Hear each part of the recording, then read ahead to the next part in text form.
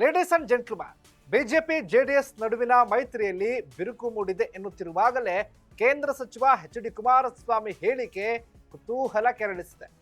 ಮುಖ್ಯಮಂತ್ರಿ ಆಗೋದು ಮುಖ್ಯ ಅಲ್ಲ, ಹಣೆ ಬರಹದಲ್ಲಿ ಏನಿರುತ್ತೋ ಅದೇ ಆಗೋದು ಅಂತ ವೈರಾಗ್ಯದ ಮಾತುಗಳನ್ನಾಡಿದ್ದು ಮೈತ್ರಿಯಲ್ಲಿ ಒಪ್ಪಂದದ ರಾಜಕಾರಣ ನಡೀತಾ ಇದೆಯಾ ಅನ್ನುವಂತಹ ಅನುಮಾನಗಳು ಮೂಡಿದ್ದಾವೆ.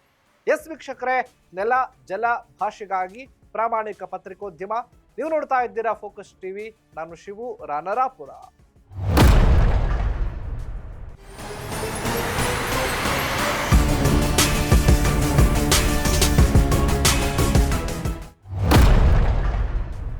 ಮುಂಬರುವ ವಿಧಾನಸಭೆ ಚುನಾವಣೆಗೆ ಬಿಜೆಪಿ ಮತ್ತು ಜೆಡಿಎಸ್ ಎರಡೂ ಪಕ್ಷಗಳು ತಯಾರಿಯನ್ನು ಆರಂಭ ಮಾಡಿದ್ದಾವೆ.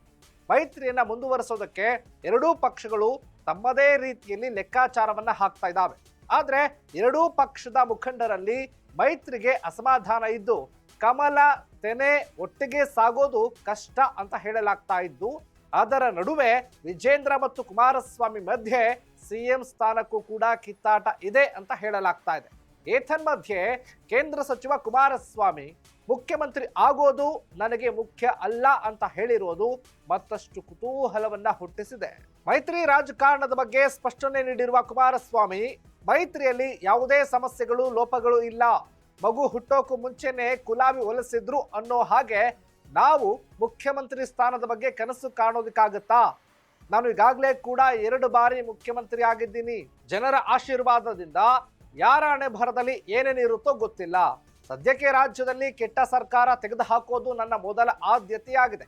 ಅದಕ್ಕಾಗಿ ಬಿಜೆಪಿ ಜೆಡಿಎಸ್ ಮೈತ್ರಿ ಆಗಿರೋದು. ಮುಖ್ಯಮಂತ್ರಿ ಸ್ಥಾನ ಅಧಿಕಾರದ ಸ್ಥಾನ ಅಂತ ಮುಖ್ಯ ಅಲ್ಲ ಹೀಗಂತ ಎಚ್.ಡಿ. ಕುಮಾರಸ್ವಾಮಿ ಹೇಳಿದ್ದಾರೆ.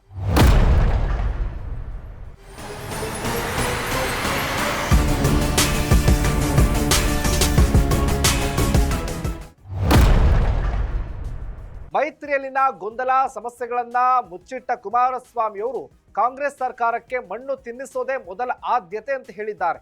ಅದೇನೇ ಇರಲಿ, ರಾಜ್ಯದಲ್ಲಿ ಮೈತ್ರಿಗೆ ವಿರೋಧಗಳು ಕೇಳಿ ಬಂದಿದ್ದು ಕಮಲ ತೆನೆ ಜೋಡೆತ್ತು ಕೇಂದ್ರಕ್ಕಷ್ಟೇ ಮೀಸಲಿರುತ್ತಾ ಅನ್ನುವಂತಹ ಪ್ರಶ್ನೆ ಕೂಡ ಶುರುವಾಗಿದೆ. ಏನಾಗುತ್ತೆ ಕಾದ್ ನೋಡೋಣ.